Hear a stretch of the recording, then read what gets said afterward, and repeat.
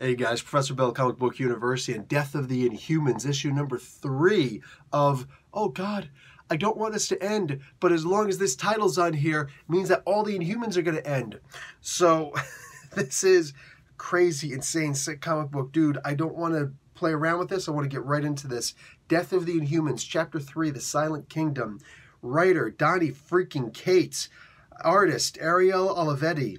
Color artist, Jordan Belair. Letterers, VC's Clayton Cowles, cover artist Carrie Andrews, and variant cover artists Aaron Cooter and Maury Hollowell, based on a variant cover of Death of X #1. Oh, cool! Also by the same artist. Oh, that's actually really cool. I dig that. I dig that. Okay. You guys know I'm usually not a fan of when the interior artist is not the same as the exterior artist. Well, while they're certainly not the same, it's still good enough. Still good enough. I'm going to throw out my only complaint in this entire comic book, this entire issue right here, straight from the very beginning. Medusa's face, her cheeks seem a little bit puffy. Maybe they're trying to show that she's angry, you know what I'm saying? But for all intents and purposes, whatever. It's literally, it's the only thing I noticed that I kind of had any question about in this entire comic book. So, I'm okay with it. Are you? Medusa's actually pulling out her hair in this, which is sick. Mind you, she can control her hair even if she rips it out. So that's actually really interesting. I dug that. I actually dug that. That was kind of cool. She's waiting for her husband to come home. Well, he doesn't come home. Newsflash, he's not actually dead. I wasn't sure. I know that you could survive having your throat cut out, your throat cut, but you know, like usually people don't, especially if the guy is trying to kill you. So I didn't know what Vox was trying to do. He wants to demoralize the Midnight King. He wants to demoralize Black Bolt. So that's interesting. I felt that Karnak wasn't treated as well as he could have been in the previous issue. Donnie Cates is just like, yeah, I'll handle that. So he has it that Karnak has been gone for so long because he's been chasing the bad guys, all around, trying to, you know, kill all of them, trying to kick all their butts. It doesn't make perfect sense with what had happened in the previous issue at the very end because, what do you call it? He was right there in front of Vox. He could have gone after, but also Vox can teleport. So I'm just going to assume for off-panel that Vox teleported himself and Blackagar out of there really quick, and what's his name? Oh, for crying out loud, Karnak just went after whoever was left. Got in a ship. He actually chased these guys so much that when he ran out of energy in the ship, he diverted life support to the engines of the ship so that he can continue chasing them a little bit more. Thank you, Mr. Cates. Genuinely, thank you. That's how you write a badass Karnak. Like, you don't have to see him just karate chopping everybody come across. Just say something about how freaking dangerous he is and how relentless he is and how much his enemies fear the hell out of him. Dude, there ain't nothing else you need to do with Karnak. That's beautiful. That's like Warren Ellis writing some Karnak right there, man. I'm down with that. So Vox believes that since he didn't use any anesthesia when he allowed Black Bolt to have his throat sewn back up, that he clearly doesn't have his power anymore. Well, not entirely true. The interesting part that I think would have been cool, besides what happened here is cool. I'm going to get to that in a second. I am actually going to tell you what happened with Black Bolt immediately afterwards.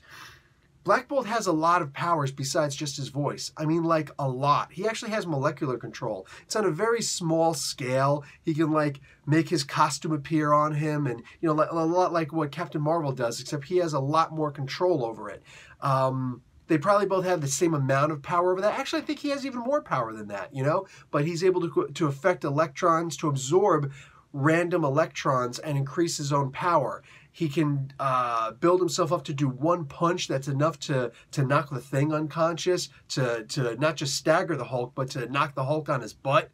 You know what I'm saying? He can build up his strength enough to go one-on-one against the Hulk and have a chance of winning, but, you know, for a short duration of time, because that's a lot of energy that he's doing. Black Bolt has a lot of power. You know what? Why am I wasting my time with this? Go and check out 10 things about Black Bolt, explained in a minute, okay? Actually, it's just Black Bolt explained in a minute. That's before I was doing the 10 things. So go check out Black Bolt, explained in a minute, and all of the major Inhumans. Go back and check all of them out.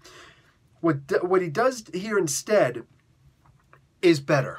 It's better than him using his other powers because it shows the single-minded, determined anger that Black Bolt chooses to keep about his personage. And he starts naming the names again. Oh God, this is beautiful. And this was perfect. Like, this is great writing on the part of Cates, because he wanted to take what he did in the previous issue that made all of us, like, I teared up. Dude, I'm a big guy. You can call me whatever you want. I teared up when he was sitting there. The Black Eulogy, as it was called. Oh my God, that was just so beautiful. Damn it, man. Damn it. So he starts doing the Black Eulogy again, but obviously not as strong. He's whispering more than anything else. And sometimes it takes more than one name for him to kill somebody, but whatever. I'm good with it. I'm good with it. Even when he whispers, he's still got a punch that he's packing almost equal to what Spider-Man can hit you with, with his fists. You know what I'm saying? So he's tough. He's really tough.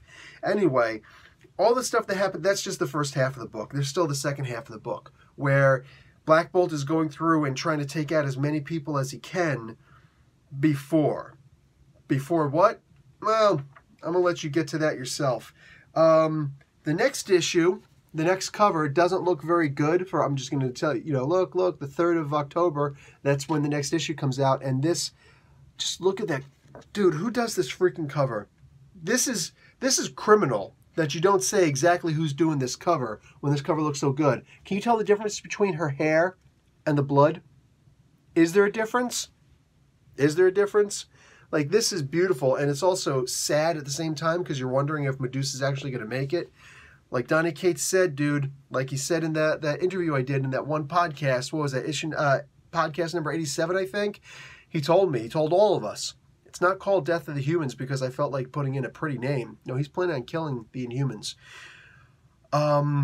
There's an appearance in here. And I don't really want to give the... You know what? I'm not going to tell you right now exactly... Oh, shoot. No, you know what? I kind of have to. Because in case you're not planning on getting the book, just letting you know, from this point on, there's going to be a pretty major spoiler for the back of this book, okay? After Donny Cates and I went off the air in my podcast a month ago, okay, after he's answering all of your questions, what do you call it? I asked him, I talked to him about a couple of things extra, and I said, hey, listen, man, I do these 10 things about videos, you know what I'm saying, where I explain a bunch of characters. You'll see at the end of this video, I did Monet, 10 things about Monet. M from Generation X, the X-Men character. Yeah, I did her. I do a whole bunch of characters once a week. I used to do them twice a week, but they're really hard to do. Now I do them like once a week, every Tuesday. And I said, listen, man, what's a character that you'd like to see me do? He told me to do Beta Ray Thor. Now, I like to consider myself a pretty intelligent person. You know what I'm saying? Former electrical engineer, you know what I'm saying? Going for my MBA in business right now. Like, I'm a pretty prolific individual, you know what I'm saying? Done business in 3 continents and 4 countries, you know what I'm saying? I'm a pretty smart cookie. Yet, I'm too dumb to take a hint when it comes to me. Donny Cates told me, do Beta Ray Thor. I read the end of this comic book, and I understand why he told me to do it. Man, I should have listened. That's all I'm going to say. Guys, Professor Bill, Comic Book University. Class dismissed.